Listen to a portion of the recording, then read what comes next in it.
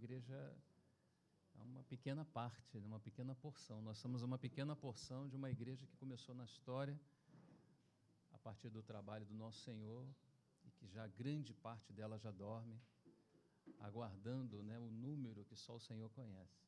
E aí todos estaremos juntos naquele grande dia, um dia de grande bênção e de glória. Eu costumo dizer que se você não é pentecostal, você já precisa começar a ensaiar, dar uns pulos, porque lá em Apocalipse 19, existe uma reunião lá que é daquelas, né? Se você quiser usar um outro nome que não seja pentecostal, você também tem liberdade, mas realmente o nosso coração precisa queimar diante do Senhor, precisa ser um coração efervescente, né, no nosso Deus. Eu vou procurar ser bastante pragmático no que eu pretendo repartir com meus irmãos nessa manhã, e eu acho que algumas orações e o próprio compartilhar do nosso irmão Fábio aqui introduziu bastante assunto daquilo que tinha no meu coração. Então, acho que a gente vai poder cortar um caminho.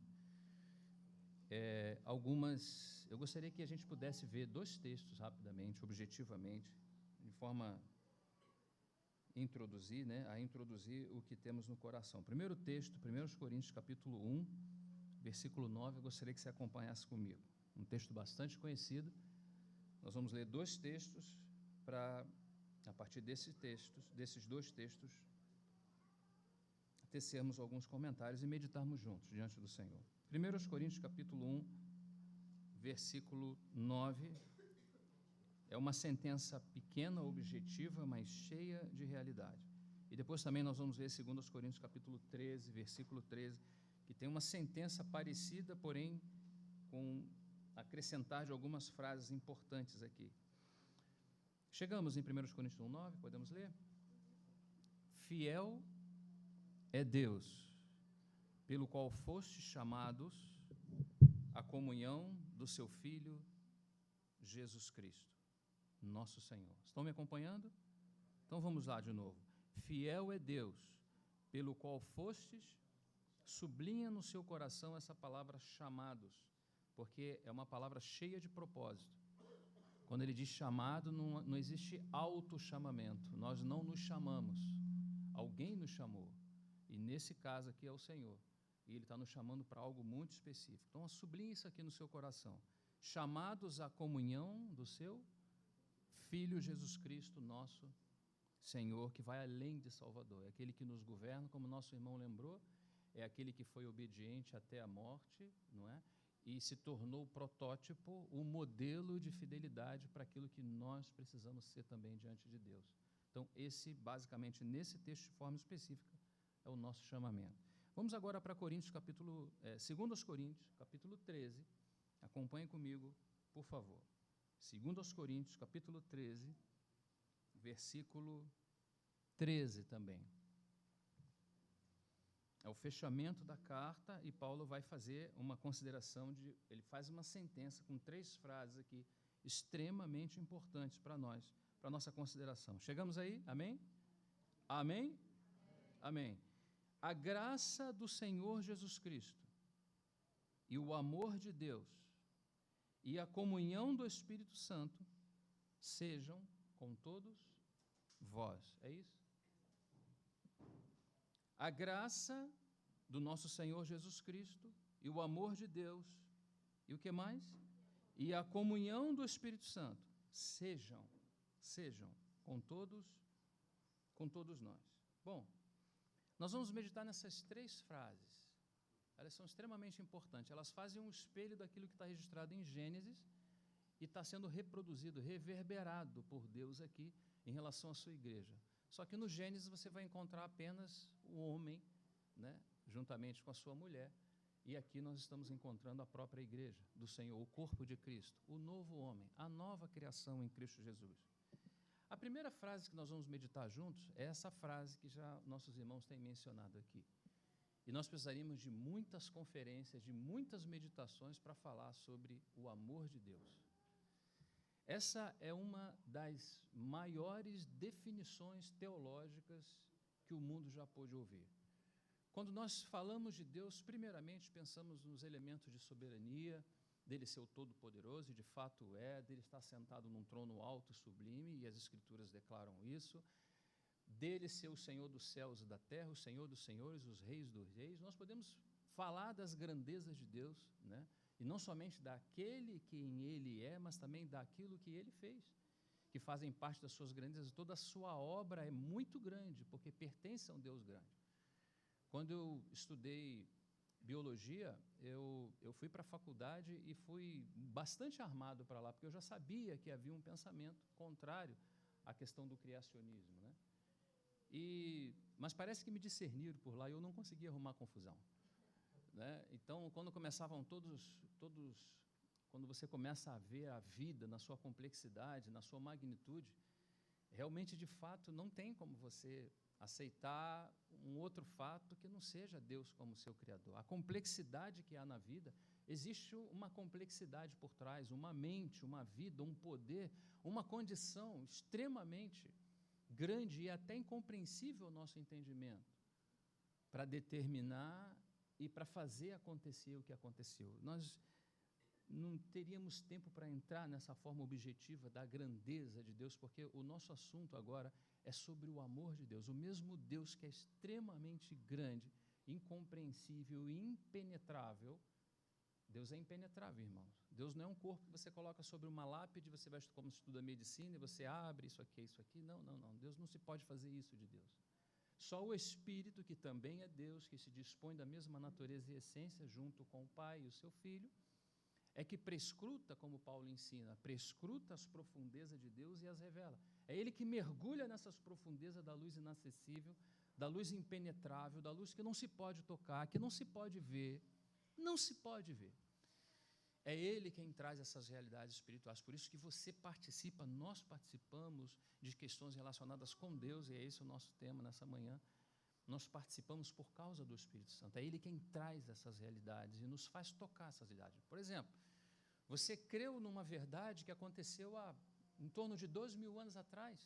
Como você pode sentir essa verdade como se tivesse o Senhor sido crucificado há 3 dias, ressuscitado, ressuscitado, ascendido, assentado à destra da majestade, com seu Pai ter enviado o Espírito, e te fazer e te dar percepções tão profundas acerca dele? Esse é o Espírito Santo que faz. Amém? Esse é o Espírito Santo que faz. Porém, quando você olha para Deus, você, primeiramente, o primeiro aspecto que você vê, o aspecto de grandeza, é o aspecto de soberania, do Todo-Poderoso. Esse aspecto apoteótico que os anjos também viram, não só em relação a ele, mas em relação a tudo que ele fazia. Depois a gente pode passar por aí. Mas o assunto é que Deus, na definição desse texto, o amor de Deus é algo que participa da sua própria forma essencial. Deus é amor, é a maior declaração que você possa ouvir sobre Ele mesmo, no que tange as relações. Deus é o Todo-Poderoso, Deus é quem é, se revela como é e se dá e se entrega da forma que é. E nessa entrega nós vemos não os seus elementos de soberania, mas os seus elementos que estão relacionados ao seu amor. Vocês já ouviram a sentença Deus é amor? Vocês já ouviram essa sentença? Essa sentença pequena, mas com tanta profundidade, ela fala da essência na qual Deus é. O que significa isso?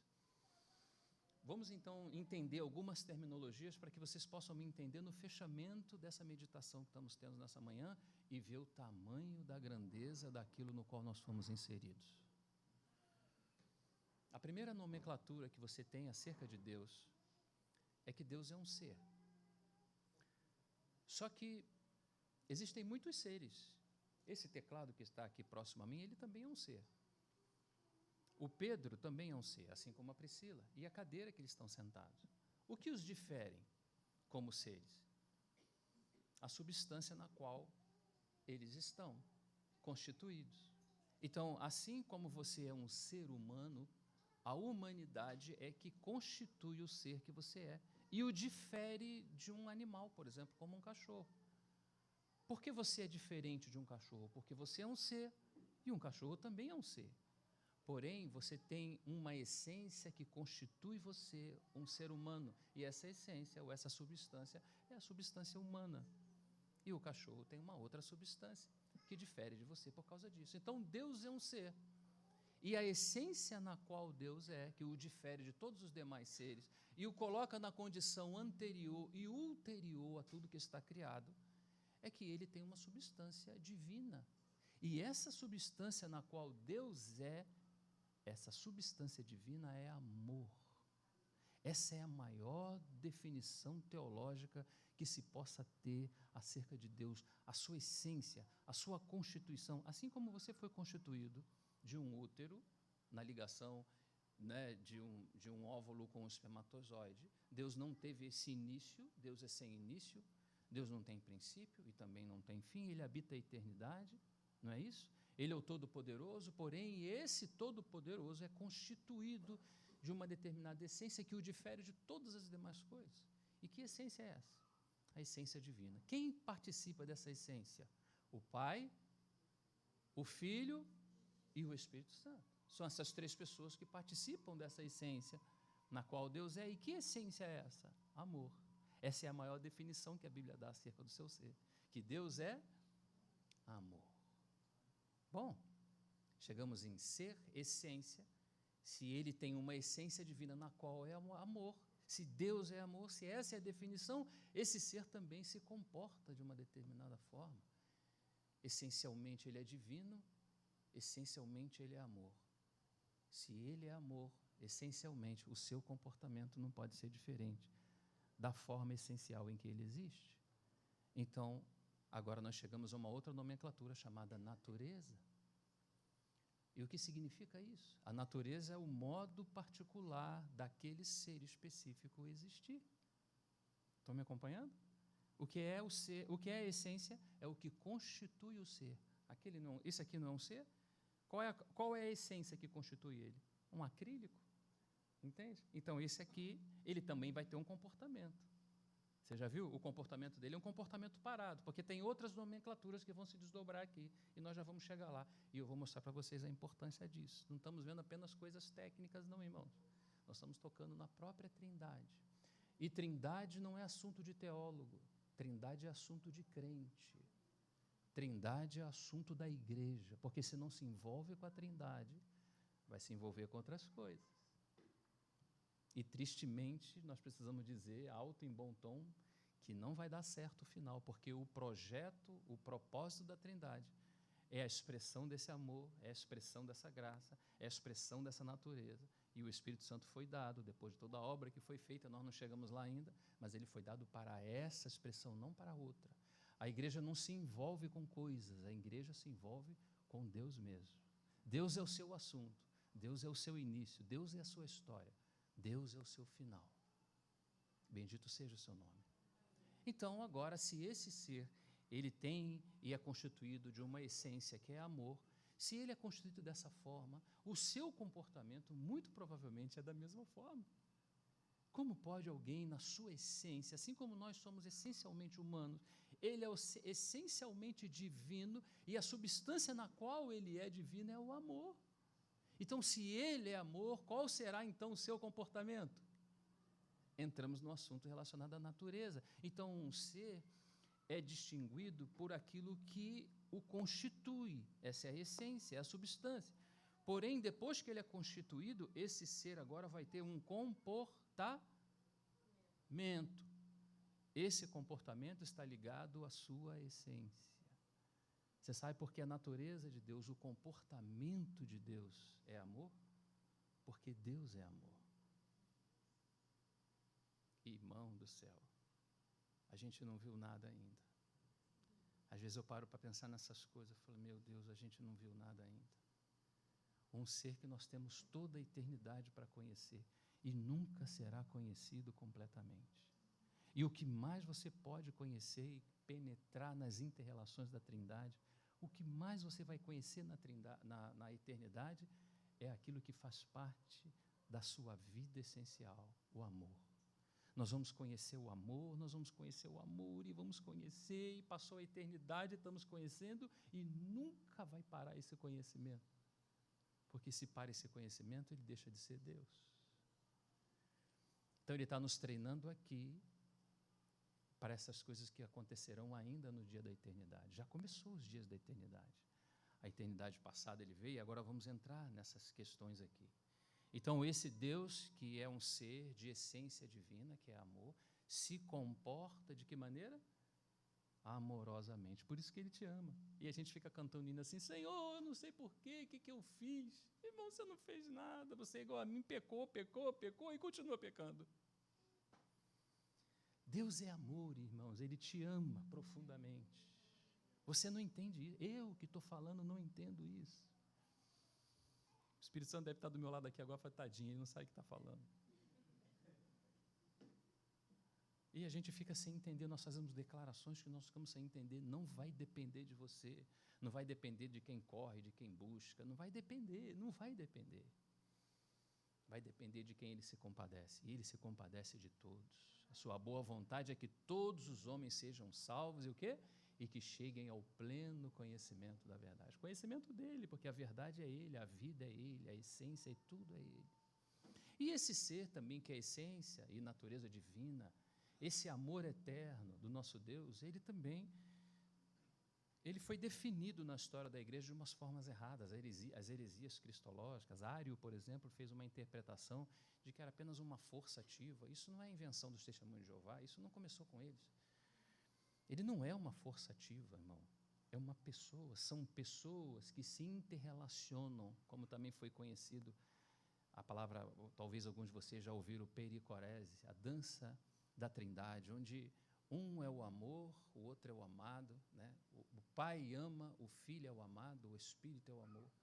Então você vê que na essência, não só ele é essencialmente o amor, mas as três pessoas que o constituem como um único Deus verdadeiro, as três pessoas, fala de amor. O Pai é o amante, porque o Pai é aquele que ama o Filho. O Filho é o amado, é aquele que recebe o amor do Pai, mas que também ama o seu Pai. E o Espírito Santo é o amor de ligação eterna entre o Pai e o Filho. Durante toda a eternidade, eles sempre se amaram, irmão, sempre se amaram. Por isso que eu estou dizendo, nós vamos falar, mas não vamos tocar. Só o Espírito Santo pode fazer isso. Num momento como num flash de máquina, quando a gente tira um retrato, faz aquele flash, ele pode abrir essa revelação para nós, ele pode nos dar esses sentimentos, porque são sentimentos da eternidade. E Paulo fala que o que os olhos não viram, o que o ouvido não ouviu, não tem impacto no coração, porque o impacto na nossa alma acontece a partir desses órgãos, de tato, de paladar, de visão, de audição. Os impactos que acontecem na nossa alma, no nosso coração, que sobe ao nosso coração, são de coisas que nós tocamos, mas se a gente não toca, a gente não consegue saber o que é. Mas as coisas que estão preparadas para aquelas coisas que estão preparadas para aqueles que o amam, como o Senhor fala através de Paulo, são coisas que os olhos não viram, o coração não viu. Você viu? A gente viu um pouquinho, o Espírito Santo deixa a gente ver um pouquinho. Mas você acha que viu tudo? Será que vimos tudo, irmãos? Ah, meu Deus, irmão, segura mais um pouquinho esse sofrimento aí. Fica firme. Tem muita coisa que o Senhor vai precisar nos mostrar. Esse período de tempo aqui é um tempo muito rápido, passamos algumas lutas, algumas dificuldades, sim, mas se mantenha firme. São muito boas as expectativas futuras, aquilo que Deus tem preparado para nós. Amém? Aqui temos algumas alegrias passageiras, nos alegramos, daqui a pouco nos entristecemos, às vezes estamos muito alegres, felizes, empolgantes, daqui a pouco já não estamos mais, isso faz parte da gente. Mas o Senhor tem guardado coisas maravilhosíssimas para aqueles que o amam. Coisas que os olhos não viram, o coração não chegou porque não foi impactado, os ouvidos não ouviram, não chegou o coração humano. São as coisas que Deus tem preparado para nós. E aí ele segue nesse entendimento, mostrando que o pai, por exemplo, fala que ama o filho. Existem declarações, João 3:35, João 5:20, tem várias declarações, nosso tempo não vai permitir, mas que a declaração de que o pai se mostra como uma pessoa distinta que ama o filho, mas que é distinto do filho. E isso fala da pessoalidade que existe na Trindade, que é uma outra nomenclatura importante. Então, Deus é um ser de essência e natureza divina, que é o amor, não é? E também Deus é pessoal. Por isso que Ele também tem e deseja relacionamentos pessoais conosco. Então, por exemplo, o Espírito Santo fala, e você sabe que falar É uma questão que está relacionada a pessoas racionais, é chamada hipóstase racional. Seres de essência e natureza tal que raciocinam, que falam e que usam pronomes. Pode ser do caso reto, pode ser do caso oblíquo. Glorifica-me, pronome pessoal do caso oblíquo. Glorifica-me com aquela glória que tu, olha, ele está usando pronomes. Ele está dizendo que ele é uma pessoa, né? O filho está dizendo que ele é uma pessoa e que o pai também é uma pessoa.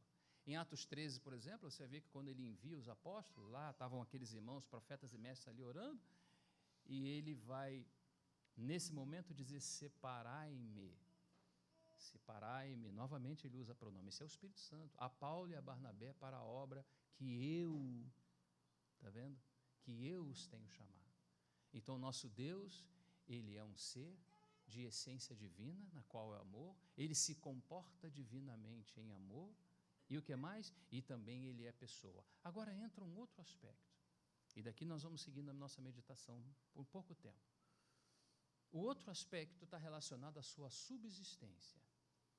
Deus não é apenas um ser de essência e natureza divina e pessoal, mas como pessoa ele subsiste de maneira distinta a outra pessoa. Por exemplo, nós não podemos cometer o erro, como cometeu a igreja na história, e por isso é importante conhecer a história, para não se cometer os mesmos erros. E chegou um momento onde o chamado patripassionismo, onde a ideia de que o pai sofreu a paixão e não o filho, brotou e trouxe grandes prejuízos na história da igreja. Por que isso? Porque se deu ao pai uma condição que não é do pai. Porque quem sofreu a paixão, quem sofreu a morte, foi quem? Foi o filho. Então, o filho, dentre essas pessoas santíssimas, ele subsiste, ele tem uma forma de existir que é diferente da do seu pai. Ele tem a mesma essência, porque eles participam da mesma. Por isso que você vai dizer sempre que Deus é. São quantos deuses que existem, irmãos?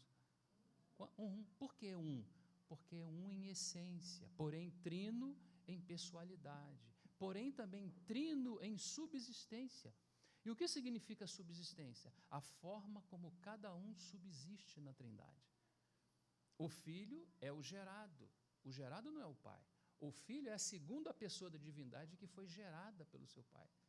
O Espírito Santo é procedente do Pai. É aquele que é enviado pelo Pai e também pelo Filho. O Pai é aquele que envia, mas nunca foi enviado. Porém, quando o Filho vai, o Pai também vai, porque são, por natureza e essência, inseparáveis. Você compreende isso? Então, quando nós falamos assim, o Pai ama, essa é uma verdade? Quem é o Pai? É o Deus de essência, natureza divina, que subsiste como o quê? Como o Pai. Como aquele que envia, porém não como aquele que é enviado. Então, quando você diz o Pai ama, essa é a subsistência do Pai. O Pai ama o Filho, é a forma como o Pai se identifica na Santíssima Trindade. Ele ama o seu Filho, irmão. Ele ama o seu Filho. E o Filho como subsiste? Não apenas como aquele gerado, não apenas do amor sacrificial, mas também ele subsiste como o amado do seu Pai, por toda a eternidade. São questões da eternidade, não estamos falando de questões de tempo, irmão. Nós estamos falando aqui nessa manhã de coisas que vão para a eternidade, já começaram na eternidade passada e vão atravessar a eternidade futura. Deus fez apenas um hiato no tempo para descer até nós, porque Ele quer compartilhar essas questões conosco. E nos leva novamente para a eternidade, e aí vamos estar em todo momento, em toda a eternidade com Ele. E o Espírito Santo é a ligação, é quem faz o elo de amor entre as duas pessoas. O Pai é amor? Sim, e Ele ama seu Filho. O Filho é amor? Claro, e Ele recebe o amor do seu Pai e o devolve. Tudo que é do Filho é do Pai. Tudo que é do Pai é do Filho. Eles entregam a relação de amor. São os melhores textos para você falar no encontro entre casais. Quando você olha as relações da Trindade, se estabelece formas muito claras de como um casal deveria viver. É impressionante as relações dele, irmão. Baseado no amor, é impressionante. Te impressiona, irmão. Te impressiona. Como eles são totalmente, nas inter-relações, como eles são totalmente desprendidos, que o pai tem dá ao filho, o que o filho recebe do pai e o devolve. E o Espírito Santo é o amor que faz a ligação do pai com o seu filho. Bom, Se nós estamos falando de Deus até agora, nós estamos falando da sua essência, tudo que temos até agora do que temos falado é de um Deus que está nesse nível aqui, muito distante de nós. Mas Deus, que é esse amor eterno, num determinado momento ele faz uma irrupção, ele tem um propósito no seu coração. Tenha um no seu também. Tenha um no seu também. E que seja identificado com o dele. Não vai atrás do propósito do Roger, não. Do propósito dele. Ele tem um propósito. Não gaste a sua vida. Não gastemos as nossas vidas em outros propósitos. Existe apenas um propósito. Existe apenas um modelo estabelecido por esse propósito, por meio do qual ele faz todos os arranjos administrativos necessários para que ele possa ter no final aquilo que ele quer, aquilo que ele deseja. Se você e eu errarmos no modelo, vai dar outra coisa lá na frente. Que o Senhor abra o nosso coração para o único modelo, para que o nosso coração se identifique com o único modelo que existe no universo. Esse Deus, então, que é amor eterno, ele precisa fazer uma irrupção na história da humanidade. Ele vai descer até nós. E essa descida até nós, entramos agora na segunda frase que aparece nesse texto que nós acabamos de ler. A graça de quem? Do nosso Senhor Jesus. Que tivemos vendo, o amor de Deus, de maneira como um voo de pássaro. Mas esse amor maravilhoso, pessoal, divino, né? Esse amor fez um movimento para baixo. E esse movimento para baixo é chamado de graça do nosso Senhor Jesus Cristo. Você quer ver um texto que vai nos ajudar? 1 Timóteo, vamos mencionar apenas. 1 Timóteo, capítulo 3, versículo 16. Lembra desse texto? Quem lembra desse texto? Como? O mistério da piedade. No que consiste o mistério da piedade? Deus, quem é Deus? Amor. Amor, Deus eterno, amor eterno, manifestado, isso é graça, porque ele não precisa vir aqui, é muita graça. O que foi que te atraiu? O que você tinha que atraiu Deus aqui nesse lugar? Pelo contrário, ainda antes de pecarmos, ele já tinha as intenções do coração, e ele já sabia que Adão ia pecar, e ele correu o risco assim mesmo, por nos amar. Ele fala, eu quero levar o novo homem à eternidade comigo, eu vou repartir com ele o meu amor, eu vou repartir a comunhão do Espírito Santo com eles, aquilo que eu carrego na eternidade eu vou dar para eles. Se alguém falasse assim, mas eles vão pecar, deixa ele pecar, eu já tenho um cordeiro bem aqui na manga, não é mágico, o Senhor não é mágico não, mas já tem um cordeiro preparado, antes da fundação do mundo. Ele não está contando com Adão, ele está contando com seu filho. Ele está contando com seu filho. E quando ele faz então esse movimento para a terra, isso é chamado de graça. Então, se nós pegarmos esse texto de 1 Timóteo, você vê Deus, porque ali a palavra grega é theos, não é aquele pode ser até qualquer coisa, mas é Deus manifestado na carne. Então, esse Deus que tivemos falando dele até agora, é o Deus que fez um movimento em direção à terra. Deus manifestado aonde, irmão? Aonde? Na carne. Essa é a graça de Deus. O que é graça, então? Vamos definir. Amor enviado. Amor enviado.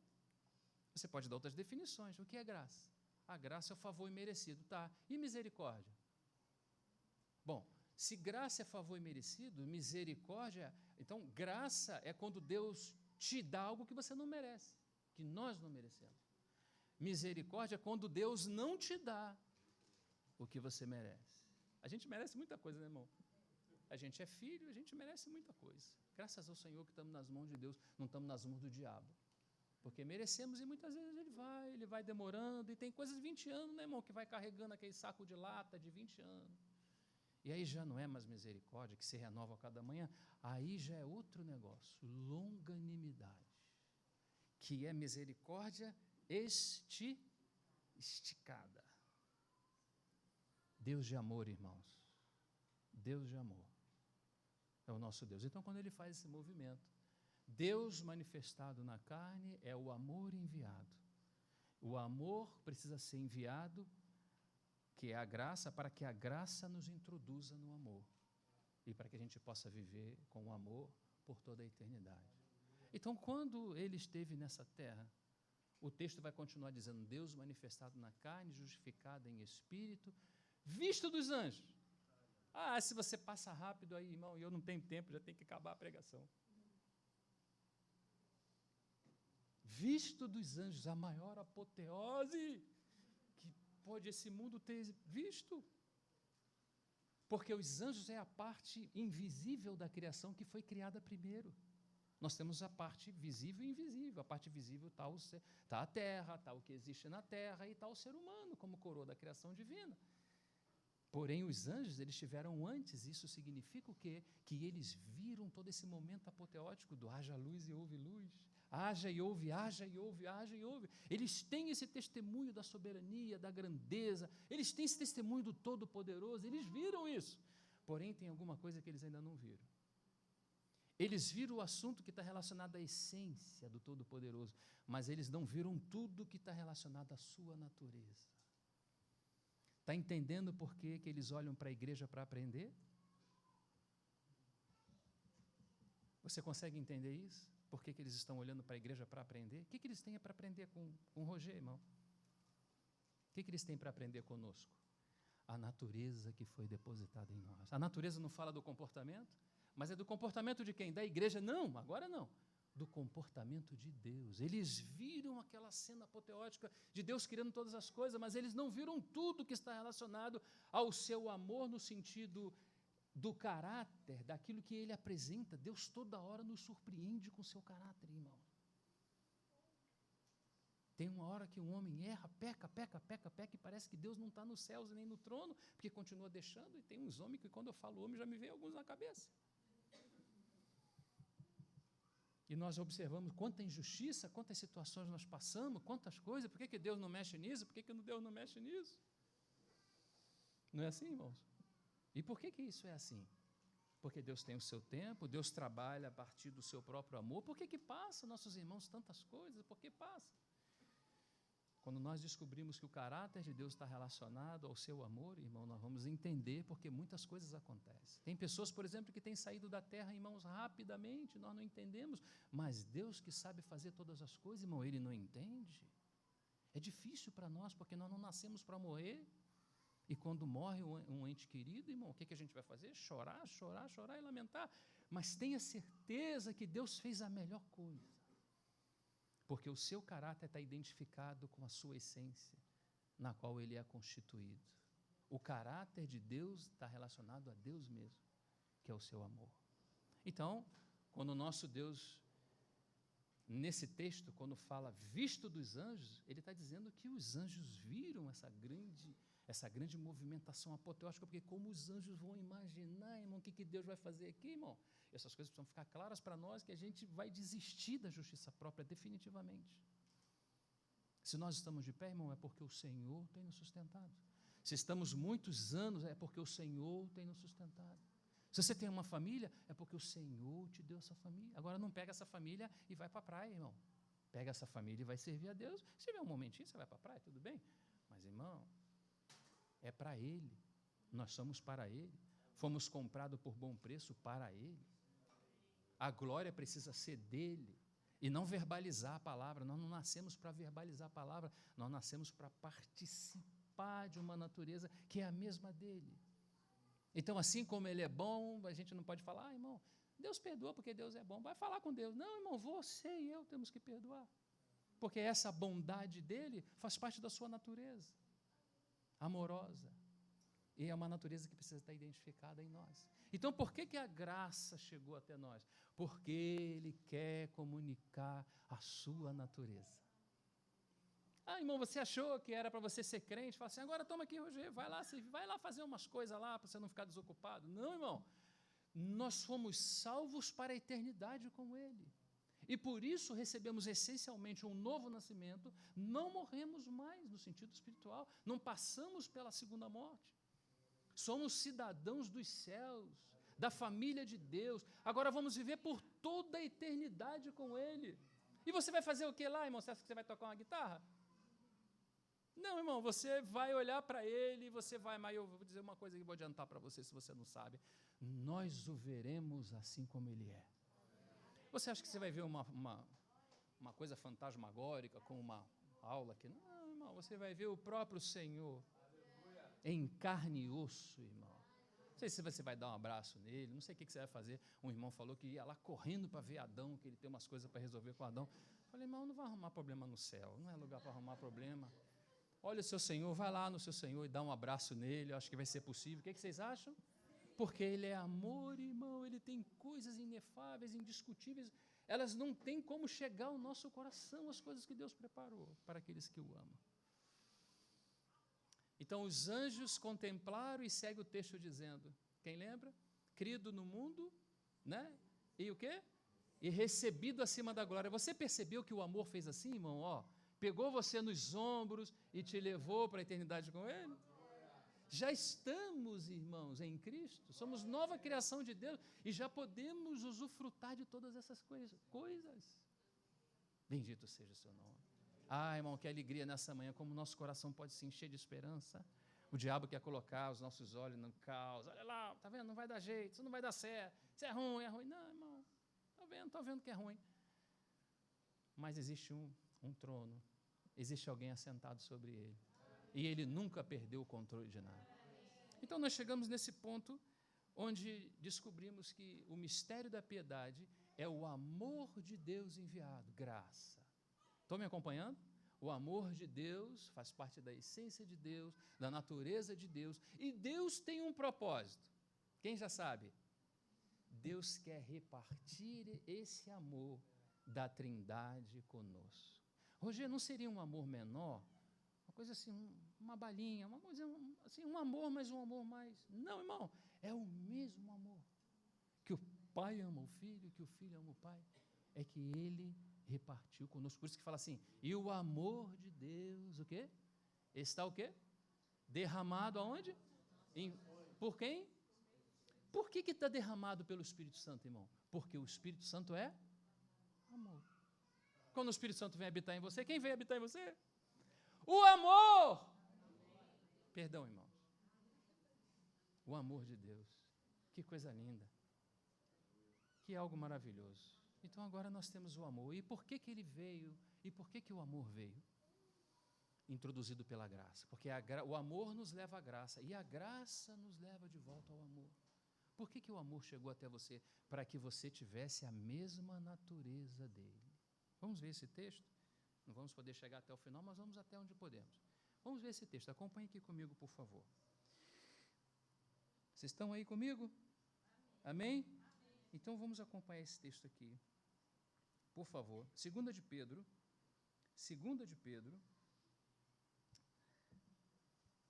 Bendito seja o Senhor. 2 de Pedro, capítulo 1. Olha o que a graça veio fazer nessa terra. Patrícia, veio comunicar a sua natureza. A natureza da graça é a natureza do amor. Então, o que ele veio comunicar nessa terra? Há um monte de mandamento para a gente poder servir. Ah, irmão, a gente está entendendo errado. O serviço vai fazer parte, nós vamos chegar lá. O serviço vai fazer parte, mas essencialmente não. Irmão, você precisa abrir os olhos para você ver o que te foi dado na cruz.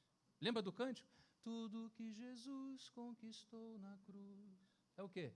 É direito nosso, é nosso. Tem que cantar com realidade. Todas as bênçãos de Deus para nós, tomamos posse, é nosso. O que foi que deu? Toda a vida, todo o poder, tudo que Deus tem para dar. Abrimos nossas vidas para receber, e nada mais nos resistirá. Maior é o que está em nós, com toda essa graça, do que o que está no mundo. Maior é o que está em nós, do que o que está no mundo. Pode projetar aqui para a gente, Tati, esse texto? 2 Pedro 2. 2 Pedro 1, versículo 2. É porque ele tem mais de um texto aqui. Graça e paz vos sejam multiplicadas. Como é que é multiplicada a graça e a paz na vida de um irmão? Pelo conhecimento de quem? De Deus. Se não conhece a Deus, não vai ter paz e não vai ter graça. É possível ser crente ainda assim, mas se não conhece a Ele como a paz, eu sou a paz, a minha paz vos dou, se não conhecemos a Ele como a nossa paz, ainda ficamos aí com algumas situações. Segue o texto, por favor, Tati, para a gente poder desenvolver. Visto como pelo seu divino poder, nos tem sido o quê? Por que doadas? Porque Deus é amor. Então doa o tempo todo. Esse texto aqui é doação o tempo todo, irmão. Se a gente pedir 1 centavo. Aqui não vai pedir nada, aqui não tem gasofilaço. Ainda não tem. Aqui é Deus doando, doando, doando. Depois o resultado pode aparecer um gasofilaço. Mas nunca vamos dar a Deus o que Ele nos deu no seu Filho. Nunca vamos dar essa resposta nesse nível e nessa altura. Então ele vai dizer, nos têm sido doadas as coisas que conduzem à vida e à piedade, pelo conhecimento daquilo que nos foi doado da parte dele, completo, daquele que nos chamou para a sua própria, nos chamou para, agora ele já não está falando de natureza, está falando da sua própria glória e virtude, mas não vamos entrar aqui, que o assunto vai para mais de metro. Pelas quais nos têm sido doadas as suas o quê? Ainda tem coisa para dar, Deildo. O texto não acabou e o Senhor segue dando, entregando preciosas e muito grandes promessas, para que por elas vos torneis todas as promessas e tudo que Ele nos deu até agora, baseado no seu caráter amoroso, que tem base na sua essência amorosa divina, para que vos torneis coparticipante de quê? Vocês lembram que nós falamos bem no início da reunião do que era a natureza divina? O que é a natureza divina? É o comportamento desse Deus de amor. Se Ele é amor, o seu comportamento, que é a sua natureza, é amor. Então, o que Ele nos deu quando a graça foi enviada? Ele nos deu todas essas ricas e importantes promessas baseadas no seu amor. Para quê? Para quê, irmãos? Para que pudéssemos participar de quê? Da sua natureza, ou seja, do seu comportamento. Sabe quando o mundo olha como olhou a igreja primitiva e cai de joelhos diante dela? Quando os irmãos começam a amar uns aos outros. A maior característica, irmãos, a maior característica da vida cheia do Espírito Santo, porque o Espírito Santo é amor. O Espírito Santo é a maior característica de uma pessoa cheia do Espírito Santo. É uma pessoa que ama. Por quê, irmãos? Porque essa natureza foi impartida a ela. A mesma natureza que Deus tem nos foi dada, a partir da graça que nos foi enviada. Não é maravilhoso isso, irmão? Lembro de testemunho de irmãos. Um irmão estava contando esse dia, falou assim, irmão, eu queria abraçar um mendigo, mas eu ainda não tenho fé para isso. Outro dia passou um, irmão, mas estava fedendo demais, estava ruim demais. E ele está nessa luta, sabe, irmão? Eu entendo ele. E você entende ele? Mas à medida que o amor de Deus, irmão, vai entrando, à medida que o Espírito Santo vai fazendo essa obra maravilhosa, não vai haver mais nenhum tipo de barreira. Porque foi assim, éramos esses mendigos, irmãos, e ele veio ao nosso encontro. Nós éramos esses mendigos. Não, irmão, não pensa. Não, irmão, eu venho de uma família nobre. Meu avô, por exemplo, meu avô era pastor. Mas eu estou bem consciente, irmão. Ele orava. Foi um homem que orou 40 anos pela família. Hoje você vai contar nos dedos as pessoas que não são crentes. Não sei. Olha que é uma família grande. São pouquíssimos. Se eu quiser lembrar aqui, eu vou ter dificuldade. A maioria é crente, irmão. Porque esse homem orou 40 anos. Mas ainda não foi por causa dele. Algo sobre ele. O amor de Deus que o levou a orar por 40 anos. A gente ora 2, 3 dias, né, uma coisa não aconteceu, a gente larga. Porque a oração ainda não está baseada no amor. As nossas relações ainda não estão baseadas totalmente nesse amor. É à medida que o Espírito vai nos enchendo desse amor, é que nós vamos amando. E o próprio Senhor falou, novo mandamento, porque não é sentimento, amor não é sentimento tão somente. Amor é um mandamento. Você fala, que vos ameis uns aos outros.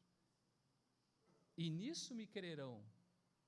Que maneira que as pessoas podem crer em Deus? Quando vos amardes uns aos outros. Então Ele nos deu essa natureza, irmãos, para que nós pudéssemos, a mesma natureza dele, para que pudéssemos amar uns aos outros.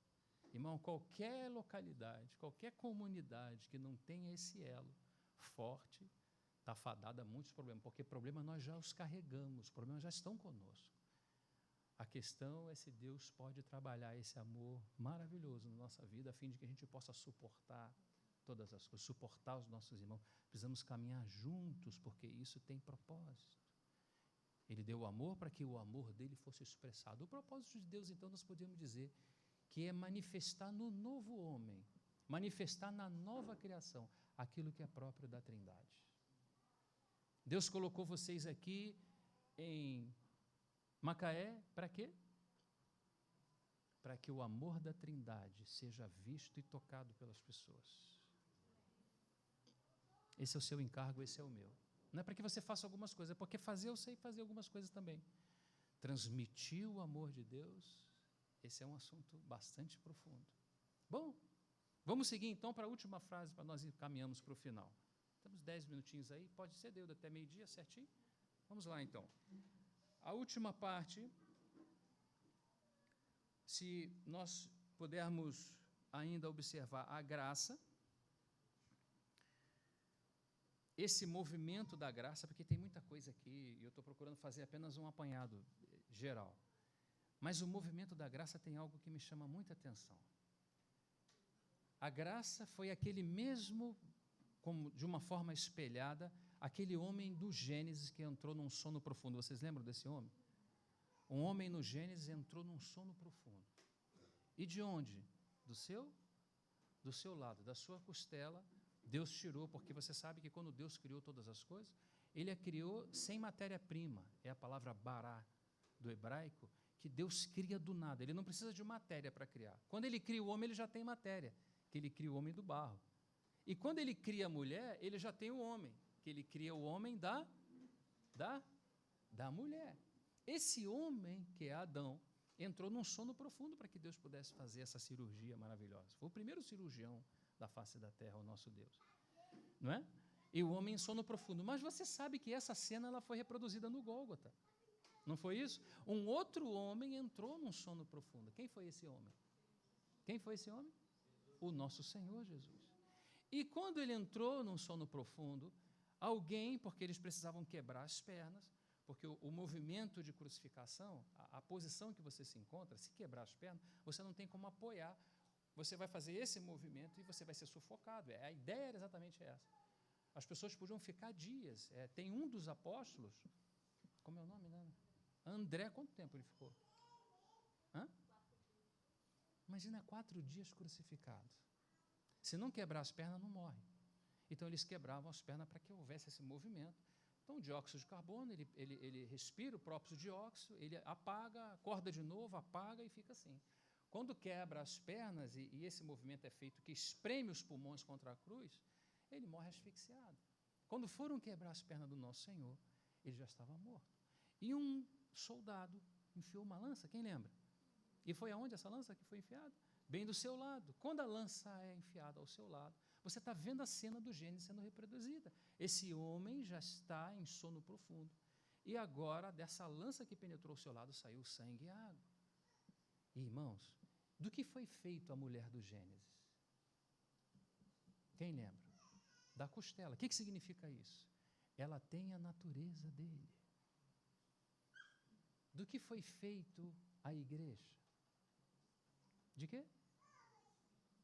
Ela tem a natureza dele. O sangue vem para apagar tudo que é negativo, porque foi sangue e água.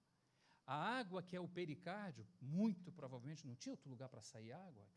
Você tem no coração, você tem o chamado líquido pericárdio, que é uma membrana líquida que protege o coração. E desse lado que a lança entrou, foi provavelmente onde atingiu. E daí saiu o sangue e também saiu a água. O sangue é para perdoar os nossos pecados. E a água é para nos introduzir na nova vida. O sangue apaga tudo que é negativo no universo. E a água nos dá nova vida. A água que nos deu a vida foi a água que saiu do coração do Deus de amor. Do Deus que nos amou. A água saiu de lá, a água que você tem vida, saiu do coração dele, e você e eu, nós saímos das costelas dele. O que significa? Temos o mesmo DNA. Eu sei do que eu estou falando. Você tem o mesmo DNA do seu Senhor. Você tem a natureza dele. Por isso que agora ele pode manifestar o amor dele através de você, porque ele já colocou o DNA dele em você, em nós. Bendito seja o seu nome. E participamos dessa natureza maravilhosa. Você não vai querer colocar outra coisa na igreja, vai? Vamos juntar a igreja com o mundo? Vamos juntar a igreja com as propostas que tem por aí? Não, irmão, não precisamos de proposta. A proposta é ele, a proposta é amar ele, a proposta é olhar para ele, é ser transformado por ele. Não há nenhuma proposta fora dele.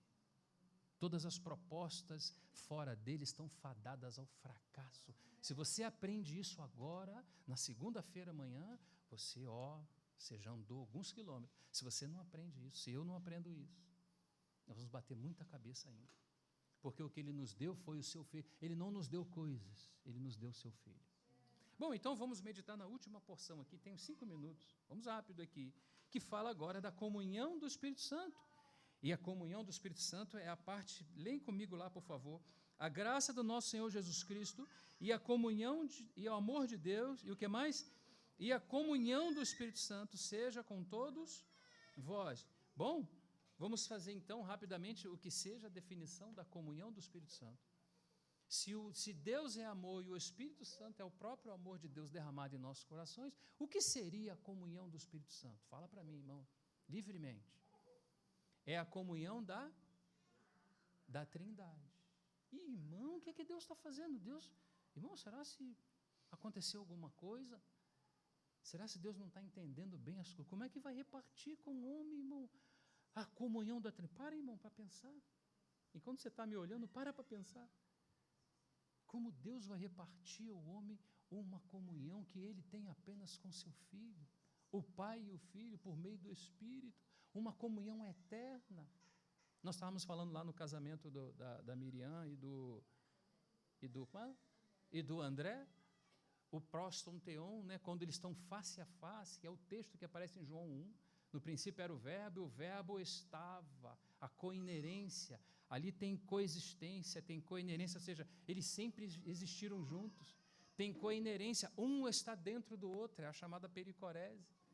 Também tem contemplação, que um está face com o outro. Proston theon, a frase grega de face a face, por toda a eternidade, face a face. O que gera contemplação?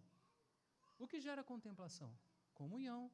Vive a vida de casal contemplando o seu marido e o seu marido atenciosamente para a sua esposa. Vive a vida de contemplação para você ver o que vai acontecer. Comunhão. E quando começa a comunhão, o que começa? O que tem por seguinte? Conhecimento. Começa a conhecer um ao outro. E à medida que conhece, acontece mais o quê? Confiança. Você pode dar o cartão para ela, ela vai lá no shopping, mas ela sabe o que vai fazer, espero que saiba. Você tem confiança porque você tem comunhão, tem contemplação, tem comunhão, tem conhecimento e tem confiança. Deus confia tudo ao seu Filho, Ele confia plenamente, porque se contemplam eternamente. Essa é a comunhão da Trindade e é essa comunhão que veio para nós. Participar da comunhão do Deus Trino. Que maravilha, irmão. Você não acha que isso é pouca coisa? O que você acha? Não só a natureza para ter o amor vem, envia graça, a graça introduz essa condição chamada natureza, e agora na natureza, já que temos a natureza de Deus, podemos ter comunhão, não só com Deus, mas uns com os outros. E a gente acha que comunhão é fazer um churrascão. Pode fazer parte o churrascão, mas necessariamente comunhão é Pai, Filho e Espírito Santo. Isso é comunhão, isso é família.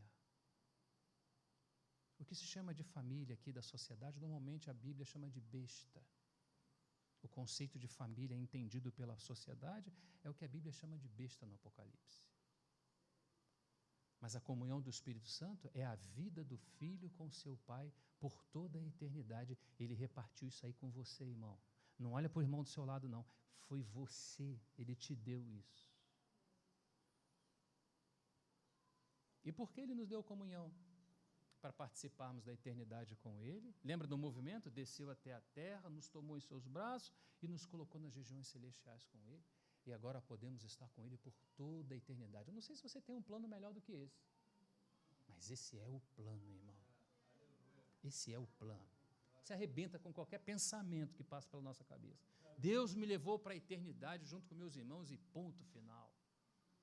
E tudo que Ele está fazendo é em prol dessa visão que Ele tem. Essa visão, Ele não fez, irmãos, deixou essa terra encher de gente, falou, o que eu vou fazer com tanta gente? Olha lá o Roger dando problema, como é que eu vou fazer? Vou criar um plano. Não, irmão, Deus vem primeiro e em seguida vem o seu propósito, porque Deus é eterno, então Ele não precisa do tempo para propor. O seu beneplácito é desde os dias da eternidade. O que você está vivendo aqui, Ele já planejou lá. O que você vai para a eternidade está planejado lá. Quando eu e você erramos esse alvo, irmão, não podemos errar. Amém? Fiquemos com a comunhão do Espírito Santo. Mas olha que coisa maravilhosa. A comunhão do Espírito Santo na eternidade é para nos levar com Ele. Pensa assim, Deus, na sua infinita misericórdia e bondade, o Deus de amor, Ele quis participar a sua natureza, a nova criação, que é a igreja, que somos nós. Deus quis fazer isso e fez efetivamente, e nós já somos cidadãos dos céus, e já estamos destinados à eternidade a viver com Ele. Porém, ainda não chegamos aos dias da eternidade, estamos no tempo, então a comunhão do tempo vai servir para que a gente continue servindo a Ele. Sabe para quê que a necessidade de comunhão, irmãos? Porque Deus não está edificando uma Emília, uma boneca de pano. Deus está edificando pessoas. Se nós temos dificuldade de termos comunhão da Trindade, nós vamos ter dificuldade de edificar juntos para Deus. E Deus nos colocou no tempo, agora é o momento de nós arregaçarmos as nossas mangas, cheios de amor no coração, porque participamos da natureza do amor, do Deus que é amor, e participamos também do seu Espírito, que também é comunhão, o seu Espírito procedente do Pai e do Filho, que nos traz a comunhão da Trindade para que a gente possa viver juntos em unidade e em unanimidade. E sendo unânimes, podemos construir, podemos trabalhar, podemos servir a Deus. Ninguém pode fazer nada sozinho. Por isso que a Trindade não faz nada sozinho. O que eu faço é o que eu vi do meu Pai. O que eu vejo do Pai, lembra que o Senhor falou? O que eu vejo do Pai é isso que eu faço. Irmãos, o nosso chamado é no tempo para servirmos em comunhão. Eu não sei quanto isso, eu não posso fazer, eu posso apenas falar as palavras. O Espírito Santo pode penetrar o seu coração. Se ele penetrar o seu coração e você ganhar essa visão, irmão, nunca mais se demova desse lugar. Deus te colocou num corpo, Deus não te colocou num lugar. Ele te colocou num corpo, Ele me colocou num corpo. E nós estamos no corpo para juntos, em comunhão da Trindade, servir esse corpo. Sabe o que ele fala naquele espelho de Gênesis? Aqui eu já termino. Aquele espelho que é apresentado em Gênesis, ele fala assim, far-lhe-ei, não é bom que o homem esteja só. É uma figura, ainda que Cristo nunca esteve sozinho, porque a Trindade é uma família. Deus nunca esteve sozinho, Fábio, e falou assim, eu vou precisar de umas pessoas, porque eu ando tão triste. Não, irmão, nós é que estávamos tristes, perdidos. Então, existe esse texto que nos faz pensar. E o texto é, não é bom que o homem esteja só. Far-lhe-ei uma adjutora ou uma ajudadora idônea que assista diante dele. A palavra hebraica aí, ela não é bem traduzida. Por uma série de fatores, mas não nos cabe agora. A palavra hebraica adequada aí, não é lhe farei. A tradução de João Ferreira e a maioria das traduções vão colocar lhe farei uma adjutora. É lhe edificarei uma mulher. Sabe quem é essa mulher, irmão? Somos nós. Então, para Deus edificar essa mulher, como é plano dele, desde as sementes do Gênesis, segundo o seu propósito eterno, para ele edificar essa mulher, ele precisa que nós trabalhemos. A edificação passa pelo serviço mútuo da casa de Deus. Porém, a casa de Deus precisa ter essas duas características. A primeira está relacionada àquilo que nos foi repartido desde as suas costelas. Qual é? O amor entre os irmãos. Nós temos que perseguir isso, irmão. Se você não ama, se eu não amo, nós precisamos orar, Senhor, aquele amor que está derramado. Não é? Nós não pedimos pelos dons, Mas o Espírito Santo não é só dons, ele tem muito mais coisa. Se a gente tivesse tempo, a gente ia até amanhã, irmão, só para falar dos nomes do Espírito Santo e o que significa esses nomes no que diz respeito a nós. Por exemplo, quando diz Jesus é o pastor, é o bom pastor, você sabe o que significa isso, irmão? Até o Salmo 23, né, vai dizer, quem lembra o início?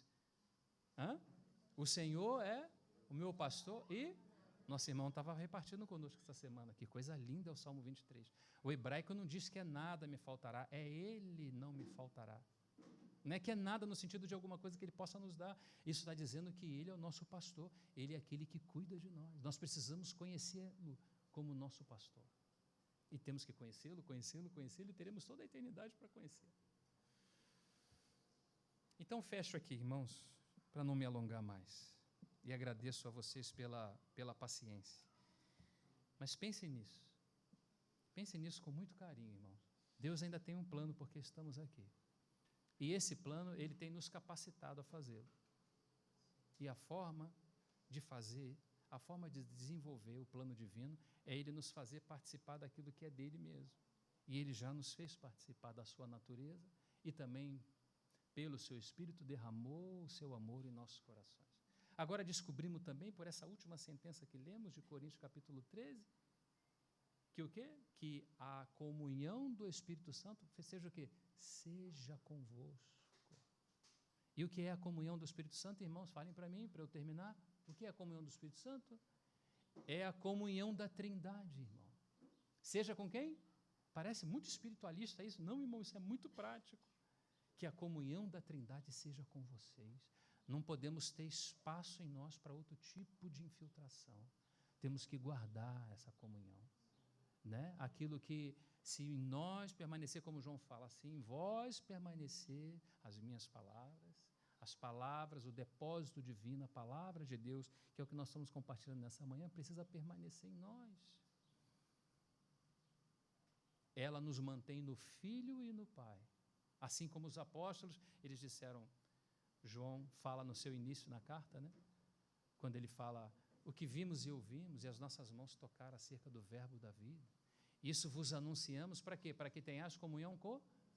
Por quê? Porque eles já haviam recebido essa comunhão. E agora, a doutrina apostólica é que introduz a comunhão do Espírito Santo entre nós. Não é outra doutrina. Quer ser cheio do Espírito Santo? Doutrina bíblica. Quer ser cheio do Espírito Santo? Doutrina apostólica. Esse é o tema. E à medida que recebemos a palavra do Senhor, a realidade espiritual desse presente que estamos recebendo, que é o Espírito Santo, nos enche dele mesmo. O que você está lendo não são apenas palavras, é o que Jesus disse, são Espírito e vida. E nós temos que receber como tal. Como nosso irmão falou ministrando a ceia, não estamos diante de, porque já fizeram confusão nisso na história, brigando, se era farinha, transubstanciação. Isso é farinha? Não, é corpo de Cristo. Não, não é corpo de Cristo, é apenas farinha. E estão brigando por farinha. E a realidade espiritual que precisa ser tocada e deixada de lado. Irmãos, que o Senhor nos ajude a estarmos juntos, em união, não é? Gozando da comunhão do Espírito Santo, não permitindo que outro Espírito se aproxime, que a gente possa ter em mente que a comunhão que Deus nos deu é a comunhão do Pai, do Filho e do Espírito Santo. E nessa comunhão, se andarmos na luz, o que é que diz lá? Como na luz Ele está, o quê? É tudo na luz, não precisamos, irmão, abra o seu coração, se você tem alguma dificuldade com alguma coisa, com algum irmão, abra seu coração, fala, chama quem é de direito, fala, viva uma vida aberta, porque o Espírito, ele habita na luz. Vale mais o que você é do que o que você faz. Vale mais o que você é. E o que você é aquilo que Ele te deu, nos deu. E se Ele nos deu, estamos satisfeitos. Precisamos apenas preservar. Senhor, nós queremos te agradecer por esse tempo de oportunidade que o Senhor nos dá. Obrigado porque a Tua palavra é a verdade. E nós nos colocamos diante dela, Senhor. Que o Senhor ganhe os nossos corações por meio da Tua santa palavra. O Teu Espírito que pode ir além das palavras e pode conquistar os corações. Senhor, nós queremos nessa manhã tarde já te agradecer por todos os benefícios que recebemos. Nós não conhecemos todos, mas nós queremos agradecer por todos. Obrigado, Senhor. Muito obrigado. Segue o teu trabalho em nós, abrindo os olhos do nosso entendimento, porque ainda estamos fechados em tantas coisas, mas Tu és um Deus de amor, de graça, de bondade. Tu fizeste esse movimento à terra. Nós não fomos até a Ti, o Senhor veio até nós. Então nós queremos agradecer ao Senhor imensamente. Continue abrindo os olhos do nosso entendimento. Senhor, nutre na Tua comunidade, na Tua casa, um espírito cristão adequado, cheio de misericórdia, cheio de amor, que possamos ser assim com os nossos irmãos, amando-nos uns aos outros, esse amor maravilhoso que o Senhor depositou em nosso coração pelo Espírito Santo, e também por essa comunhão, Senhor, que de fato e de verdade, Tu possa se expressar entre nós, no novo homem, juntamente com todos os santos, que seja de fato uma expressão de Cristo em nós, a comunhão do Espírito Santo. Nós Te damos graça nessa tarde, em nome do Senhor Jesus. Amém. Obrigado, irmãos. Obrigado pela paciência. Obrigado.